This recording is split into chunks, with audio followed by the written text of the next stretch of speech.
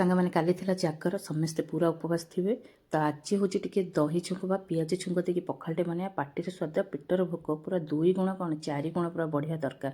ତା ସହିତ ମୁଁ ଏଠି ପୁରା ପିଆଜ ଛୁଙ୍କ ବନେଇବା ପାଇଁ ରେଡ଼ି ହେଇଗଲି। ମୁଁ ଭାବିଥିଲି କାଲିଠୁ ମୋ କଣ୍ଟାଫଳ ଗଛରେ 2ଟା କଣ୍ଟାଫଳ ହେଇଥିଲା ଯାଇକି ତାକୁ ଆଣିକି ପୋଡ଼ିଦେବି ନହେଲେ ଭାଜିଦେବି ଖାଇଦେବି। ଏ ମାଙ୍କଡ଼ମାନଙ୍କର ଉତ୍ପାତ ଯେ ଆଉ ସହି ହେଉନି, ସବୁତକ ମୋ କଣ୍ଟାଫଳ ଖାଇଦେଲେ। ମୋ ମନ ଭାରି ଦୁଃଖ ହେଲା। ତା ସହିତ ମୁଁ ଏଠି କିଛି ଆଳୁ ଗଛ ଲଗେଇଥିଲି ତ ପତ୍ର ଗୁଡ଼ା ପୁରା ଛନଛନି ହେଇଥିଲା, ମୁଁ ତାକୁ ତୋଳି ଆଣିଲି କାହିଁକି ନା ଆକୁ ବି ରଖିଲେ ସେ ମାଙ୍କଡ଼ ଖାଇଦେବେ। ତା ସହିତ ପିଆଜ ସଣ୍ଡା ବା ପିଆଜ ପତ୍ର 2ଟା ତୋଳି ଆଣିଲେ, ମୁଁ କହିଲି ଆକୁ ଆଜି ଭାଜି ନେବି। ତା ସହିତ ଏଇଠି ପଖାଳ ସହିତ ଖାଇଦେବି ଆଉ ଟିକେ ପେଟକୁ ପୁରା ଶାନ୍ତି, ମନକୁ ବି ମଧ୍ୟ ଶାନ୍ତି ହେଇଯିବ। ତ ଏଠି ପୁରା ପିଆଜ ତା ସହିତ ଆଳୁ ସେ ଶାଗକୁ ଧୁଆଧୁଇ କରି କାଟିକି ଗୋଟେ ପ୍ଲେଟ୍ରେ ରଖିନେଲି। ଏଠି କଲରା ଭଜା ବି ମୋର ରେଡ଼ି ହେଇଗଲା, ଶାଗ ଭଜା ବି ରେଡ଼ି ହେଇଗଲା। ତ ଚାଲନ୍ତୁ ଏ ପଖାଳ କଂସାଟିକୁ ରେଡ଼ି କରିଦେବା। ମୁଁ କେମିତି କରୁଛି ଆପଣମାନେ ନିଶ୍ଚୟ ଥରେ ଟ୍ରାଏ କରିବେ ଆଉ ବହୁତ ହି ବଢ଼ିଆ ଲାଗିବ। ଆମେ ତ ପ୍ରାୟ ସମୟ ଦହି ଛୁଙ୍କ ଭାତ ଖାଇଛନ୍ତି କିନ୍ତୁ ପିଆଜ ଛୁଙ୍କ ଭାତ କେବେ ବି ଖାଇନାହାନ୍ତି।